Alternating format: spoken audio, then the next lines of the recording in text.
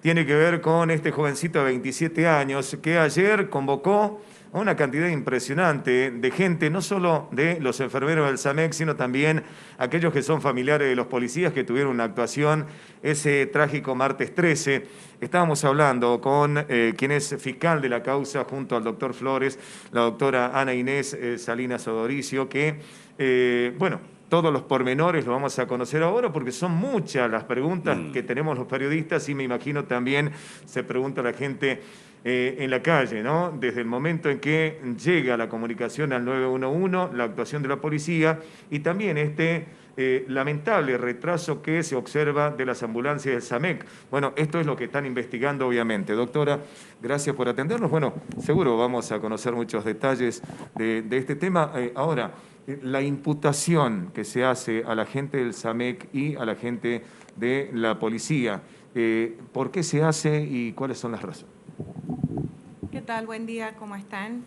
Lo primero que hay que aclarar es que esta causa se comenzó a investigar desde el primer momento.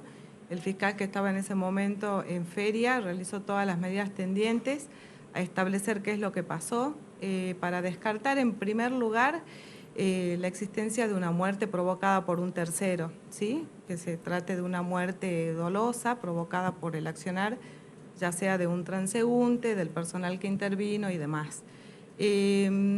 A partir de allí, de poder establecer, a partir de los resultados preliminares de autopsia, de las declaraciones y de las cámaras que se obtuvieron a lo largo de estos días, en principio podríamos descartar esta circunstancia y ya ver las omisiones que se produjeron y las negligencias que se produjeron en este incidente. Es por eso que a partir del análisis de cámaras, del pedido de informe, que por cierto fue bastante complicado conseguir por parte del organismo del SAMEC, pudimos determinar y establecer las responsabilidades que por negligencia u omisión entendemos que podrían haber evitado la muerte del señor Ruiz, ¿sí? Respecto al personal, están todos imputados por homicidio culposo en el sentido de que se trató de una muerte que se podría haber evitado y que por la negligencia, la omisión y diversas circunstancias que a cada uno se adjudica en sus imputaciones, entendemos que podría haberse evitado y tenemos que trabajar en establecer la relación de causalidad entre estas conductas y el resultado muerte. A partir de que pudimos identificar a los operadores del SAMEC, creímos necesario pedir la detención de los mismos para poder investigar sin entorpecimiento. Y es el motivo también por el que pedimos el mantenimiento de detención, al que no nos hizo lugar la señora juez. Obviamente es el análisis que ella habrá efectuado respecto de nuestro pedido y nos toca ahora investigar con los imputados en libertad con el riesgo de que de alguna manera perturben o perjudiquen la investigación. Respecto al personal policial, sí contamos con desde el comienzo con la identificación de los mismos, con la colaboración en este sentido del Ministerio de Seguridad para establecer la responsabilidad que pueda caberles y por eso ayer pedimos respecto de ellos medidas sustitutivas. Nos queda un solo imputado pendiente y más allá de que queden o no en libertad, de que se insista o no con la detención de los imputados, la causa sigue su curso hasta llegar a establecer con la probabilidad que se requiere para ir a juicio o no, las responsabilidades tanto de SAMEC como del personal policial en el episodio de la muerte del joven Ruiz.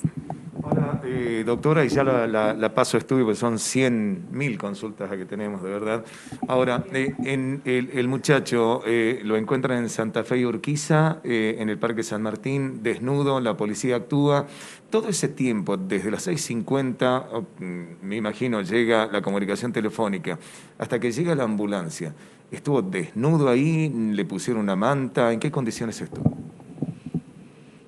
Nosotros pudimos reconstruir, como le digo, con el análisis de cámaras del sistema de videovigilancia y privadas que incluso todavía nos faltan analizar, todo el recorrido que hizo la víctima en esa madrugada, desde que sale de su domicilio, se pudo constatar que estuvo solo, que salió solo, que no hubo una situación de robo, aunque en un principio hubo sospechas o un desorden dentro de su casa que permitía sospecharlo, se descartó por el análisis de las filmaciones, y se puede apreciar todo el recorrido que él hace, el estado en el que se encuentra. Efectivamente se notaba que no estaba orientado, se cae en varias oportunidades, se golpea, se vuelve a parar. Y después tenemos también detectada la situación en la que interviene personal policial que no está imputado, en donde lo siguen, llaman al 911, tratan de contenerlo. En todo momento está desnudo y muy difícil de acercarse, de abordarlo, porque él estaba en una situación de alteración importante. Después tenemos también filmaciones del momento donde efectivamente es reducido, donde se ve que está muy alterado, donde existe la necesidad por parte del personal policial de ejercer fuerza en la medida de lo necesario para lograr su reducción, pero se prolonga tanto el tiempo de esta reducción en espera de la ambulancia, que es allí donde nosotros vemos circunstancias que reprochamos al personal policial y que tendremos que analizar en la investigación si tienen que ver o no con una causalidad en el resultado muerte, ¿no? Entendemos que tendría que haber sido atendido y contenido de otra manera, pero siempre el requerimiento de un médico, no de personal policial. No era un joven para detener, sino era un joven para asistir. Y se puede ver que el personal policial en este mal accionar, digamos, lo que hace es aguardar el arribo de la ambulancia. No es que sean otras personas quienes en ese momento llamaban, sino el propio personal policial insistía con la presencia de una ambulancia porque era una situación que a ellos los desbordaba por la situación de vulnerabilidad, de desnudez, de alteración que tenía esta persona. Javier Barbie, los escucha la doctora Salina Sodoricio. Doctora, muchísimas gracias por habernos recibido. De acuerdo al estudio, a la autopsia realizada, ¿se puede saber de qué murió Matías?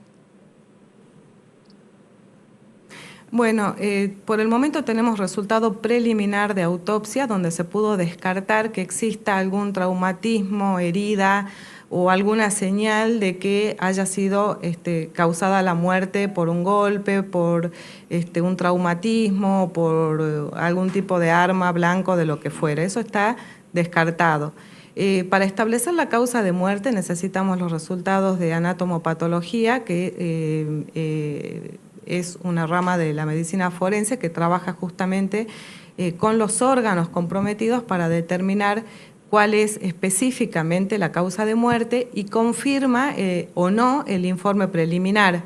El informe preliminar nos habla de la ausencia de traumatismos o de muerte en este sentido violento producida por algún elemento específico y en principio el certificado de defunción refiere a una falla multiorgánica y el informe preliminar de autopsia sospecha un edema pulmonar y quizás un paro cardíaco, que justamente el corazón del joven está en estudio para poder determinar esta situación.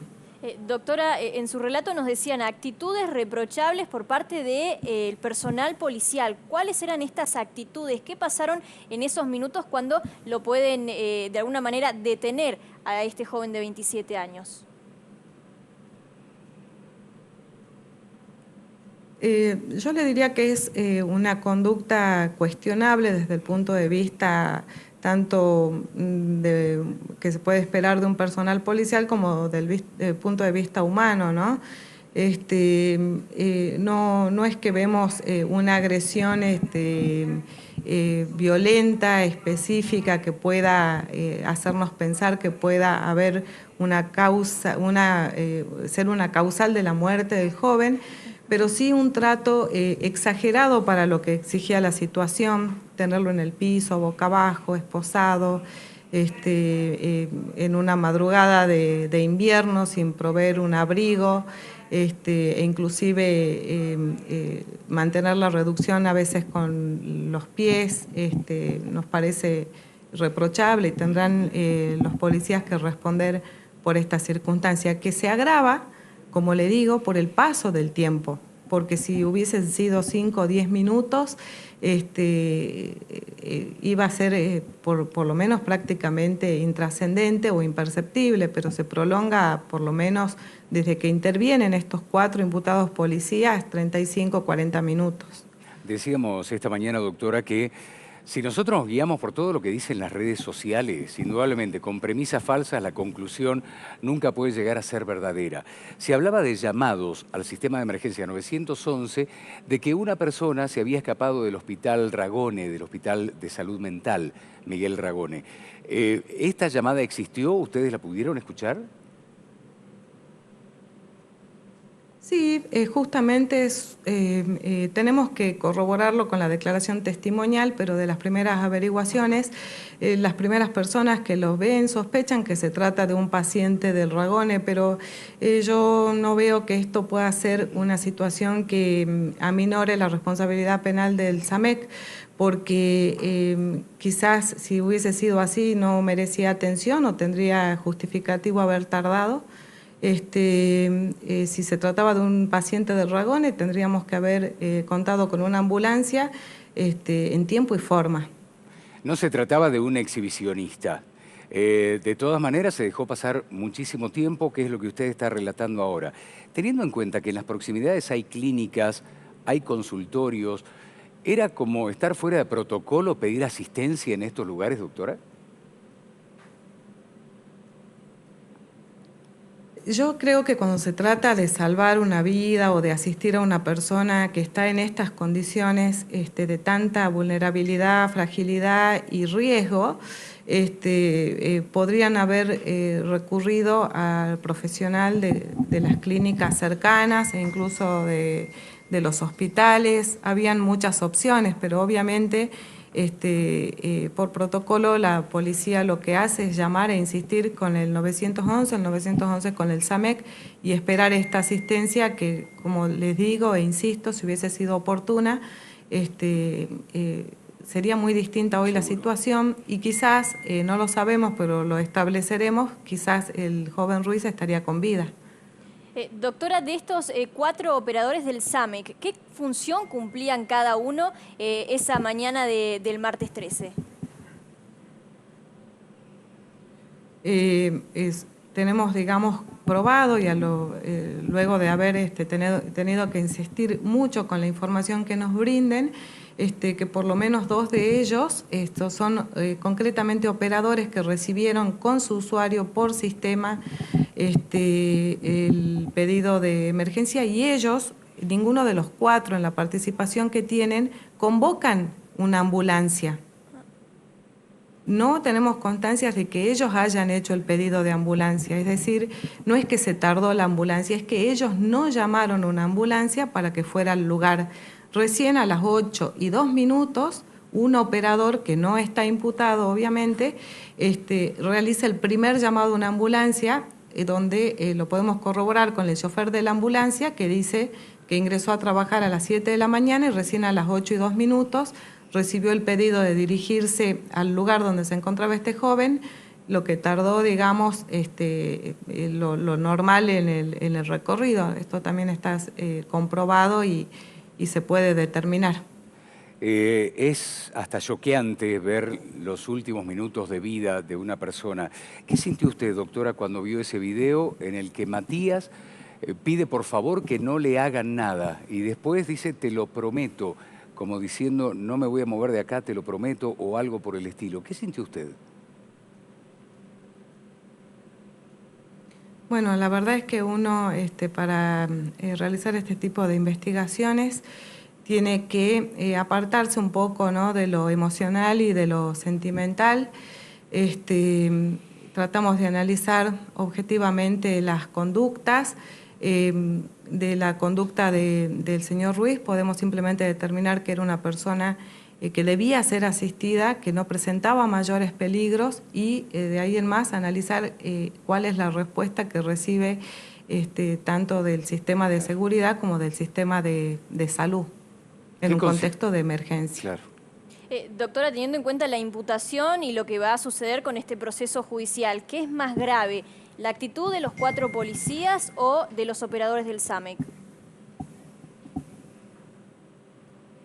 Es muy difícil evaluar qué es más grave, ¿no? Yo considero que está de manera diáfana, se puede ver comprometida la intervención la no intervención de los operadores del SAMEC y en cambio la del personal policial debemos analizar y saber si es que se excedieron o hubo un uso de la fuerza más allá de lo necesario o si se ajustaron al límite de lo que era necesario para poder contenerlo, en este caso reducirlo al joven y en ese sentido analizar así su conducta, pero la ausencia del SAMEC fue clara y creo yo que en ese sentido, más allá de lo que nos falte probar, prácticamente estaría determinada con claridad esta circunstancia. A esto ya lo charlamos con la doctora Verónica Simes Sendebielke en su oportunidad. Hay gente de la policía que en su espíritu considera que hay una especie de caza de brujas para con ellos de parte de los fiscales de graves atentados.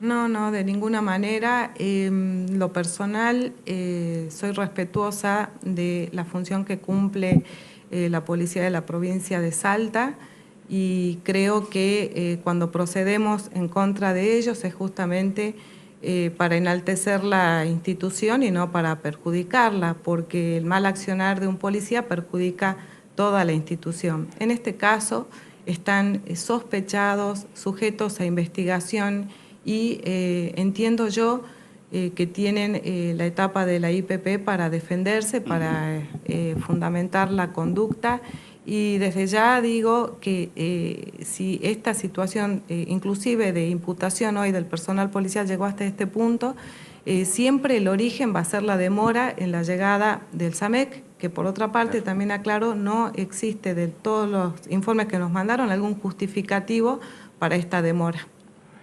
Doctora, por último, nos dijo usted que el ministro de Seguridad se había puesto a disposición, estaba predispuesto a colaborar. Ayer lo veíamos al ministro de Salud, Juan José Esteban, enojadísimo con los 2 fiscales, usted es una de ellas. ¿Tuvo la oportunidad de hablar con el ministro de Salud? Sí, el ministro intentó llegarse hasta la Fiscalía, pero desconozco los motivos por los que, perdón, sí, no desconozco los motivos por los que pueda haber intentado llegar hasta la Fiscalía. El ministro pertenece al Poder Ejecutivo y él cumple su función en ese contexto y nosotros formamos parte de lo que es el Ministerio Público, otro poder del Estado, y nos comunicamos de manera institucional y cordialmente en todas las oportunidades. Lo más extraño fue que se hizo presente tanto acá en las GAP como en la Unidad de Delitos Económicos, donde normalmente trabajo, y resulta que por disposición del COE nosotros tenemos protocolos para evitar, digamos, el aglomeramiento de personas, y vino no solo, sino acompañado. Inclusive ustedes los periodistas piden también una especie de turno solo para ordenar la gente que pueda estar en una repartición pública. La presencia de él ayer atentaba justamente contra el protocolo que tenemos para evitar la concurrencia numerosa de personas y así en el contexto de pandemia, ¿no? No es que yo le diga al ministro o a nadie que tenga que pedir un turno para que lo atendamos, pero sí es necesario hacerlo para poder de alguna manera organizar el ingreso de personas a la Fiscalía y evitar los contagios. ¿Y este tipo de cosas se denuncian, doctora? Con el ministro, Digo, ¿lo van a denunciar al ministro? ¿Cómo? Si lo van a denunciar al ministro, digo. No. ¿Por qué motivo? Perdón. No, digo, por haber violado el protocolo. No, no es violado, no considero violado, sino no haberlo tenido en cuenta, ¿no? Haber llamado, dicho qué posibilidades o qué, Claro. porque tenemos mucha afluencia de abogados, de familias de, acá en las GAP, las familias de las personas que fallecen, entonces tenemos como un ingreso grande de personas y tenemos que de alguna manera manejarlo como se hace en todas las fiscalías, en los juzgados y en todas las reparticiones públicas. Doctora, por último, ¿puede haber más detenciones?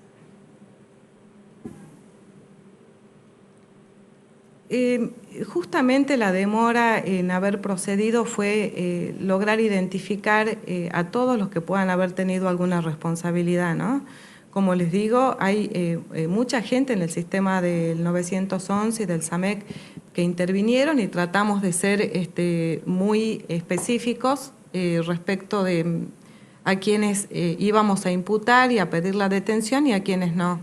Y lo mismo con el personal policial, de todos los que intervinieron, solo nos enfocamos en quienes vimos que ostensiblemente tenían una participación más directa en la situación. ¿Qué le dice hoy a la familia, doctora?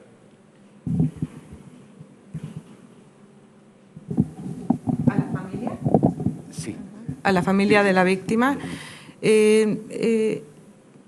Nosotros, desde el punto de vista objetivo, hacemos todo lo necesario para que la familia sepa qué le pasó a Matías, por qué le pasó, si se podría haber evitado, y que tengan esa tranquilidad de poder establecer exactamente y hacer el duelo sabiendo no solo que estamos trabajando para que ellos tengan la tranquilidad de conocer la verdad de la situación, sino para que dar una respuesta también a la sociedad que está inquieta por este tema, por saber qué pasó.